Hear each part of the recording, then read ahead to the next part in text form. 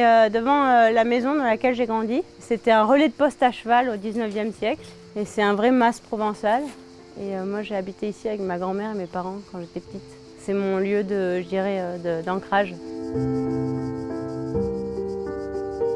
Quand je suis née, mes parents travaillaient énormément, donc ma grand-mère, comme ça se fait dans les familles méditerranéennes, a pris mon éducation. Et donc j'ai vécu avec elle toute ma vie. Quand on a eu ces ancrages-là et cette force, en fait c'est l'amour éternel, donc ça vous guide en permanence. Ma grand-mère était celle qui avait initié la restauration dans la famille. Non pas parce que c'était son métier, mais c'était un don, donc elle en a fait un métier. Et à l'époque, en 1975, ils avaient acheté ce qu'on appelle une fenière, un grenier à foin. Et puis 20 ans plus tard, ils sont venus vivre ici et ils ont acheté cette propriété pour faire justement un hôtel avec des chambres. Ici, c'est notre potager. On fait des semences. On réfléchit aux enjeux climatiques et environnementaux sur une petite parcelle de terre et ça nous permet de ressentir les éléments, les plantes, les fleurs, les légumes. C'est toutes nos expérimentations qu'on fait dans ce potager. Et ce qu'on aime le plus, c'est le partager parce que les personnes sont éloignées de par le travail et parfois leur localisation de cette nature-là. Donc nous, on la laisse la plus vivante possible juste pour qu'elle inspire, qu'elle transmette un peu de vivant chez les gens.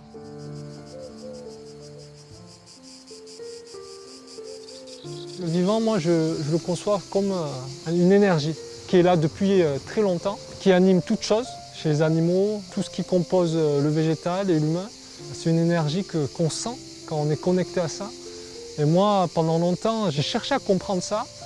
Et à un moment donné, je me suis fait à l'idée qu'on ne peut pas le comprendre, mais on ne peut que le vivre. Nadia, c'était à travers l'alimentation, la santé, l'agriculture.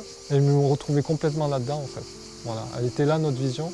Et comment monter des projets, justement un fort impact social, sociétal et environnemental, mais aussi qu'on peut s'aimer à travers le monde.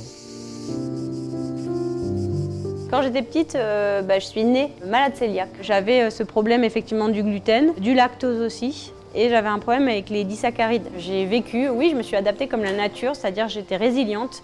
Et j'ai vécu dans ce monde sans comprendre qu'il n'était pas totalement adapté pour moi au départ. Sociologiquement, on mange 3 fois par jour à table, ensemble. Et quand on a une problématique liée à l'aliment, on ne mange pas comme les autres ou on ne mange pas avec les autres. Tous ces mots-là étaient trop forts pour me dire que j'allais être coupée du reste du monde. Et du coup, j'ai créé effectivement Commensal pour ce terme fort qui était la commensalité, le partage à table. Dans Commensal, en fait, il n'y a pas de fermeture. On ouvre notre table à tous. Du coup, c'est un message universel et c'est une réponse universelle à une problématique alimentaire globale. Le regard que je porte sur la cuisine de Nadia, c'est au-delà des mots. J'essaie de pas comprendre avec ma tête, mais plus avec mon cœur. Je goûte et je regarde où ça m'amène.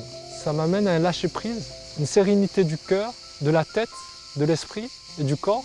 Dans ma cuisine, je ne passe pas hors des sentiers battus, je passe sur un chemin qui est le mien. Je suis complètement guidée. Je suis liée tout simplement aux ingrédients qui m'inspirent et qui me font créer quelque chose. J'entends exactement le rythme de chaque ingrédient et la manière à laquelle ils vont se lier vont me permettre de créer des émotions. Ce projet-là, comment respecter le vivant, c'est déjà faire des projets qui amènent à régénérer les sols. Nous, on commence par la terre. Comment faire des cultures et trouver des hommes qui veulent régénérer la terre à travers des cultures.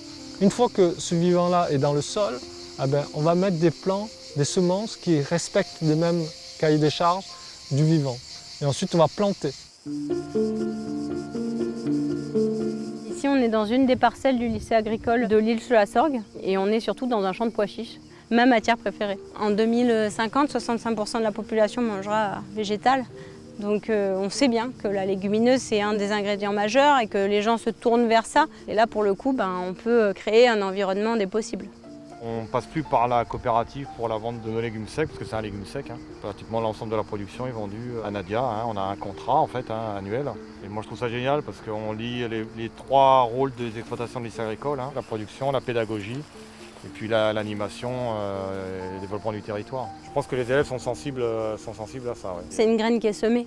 Oui. Parce qu'à un moment donné, ils vont voir que le modèle est différent de ce qu'ils auraient appris, ils en parlent en famille, comment eux-mêmes vont reprendre les champs. Mais si on les devance justement avec ces enjeux-là, et puis qu'on crée des filières, ça veut dire qu'on est chacun des maillons de la chaîne, tous ensemble. Déjà, c'est valorisant, et puis en plus de ça, on compte les uns sur les autres, mais en trouvant des solutions ensemble, quoi. C'est un cercle vertueux d'acteurs locaux. Tout le monde a envie, et bien. Et puis surtout, il y a une vraie nécessité de le faire pour régénérer ces sols et puis pour avoir des économies qui sont plus saines et qui valorisent l'humain, quoi, aussi. Je me suis posé des questions sur la riziculture, sur l'environnement, sur cette culture-là en fait. Je veux bien utiliser du riz, mais me poser la question sur toute la chaîne était l'enjeu du travail de commensal. Il y a un respect des choses et il y a un travail. Et par exemple, je pense que celui de Fred est exemplaire dans ça et c'est celui qui m'inspire en fait. Donc disons que quand j'utilise le riz, je pense beaucoup à sa démarche. J'avais cette volonté en tout cas de repousser les limites et de savoir si je pouvais faire de la farine de riz en France avec du riz camarguais. C'est toujours plus cher, on ne va pas se cacher, en tout cas moi ce que je fais évidemment. Mais en tout cas il y a toute cette conscience et ce travail agricole et cette réflexion sur notre agriculture locale derrière ce produit-là. Et le goût de cette farine de riz, c'est le goût de tout ce travail.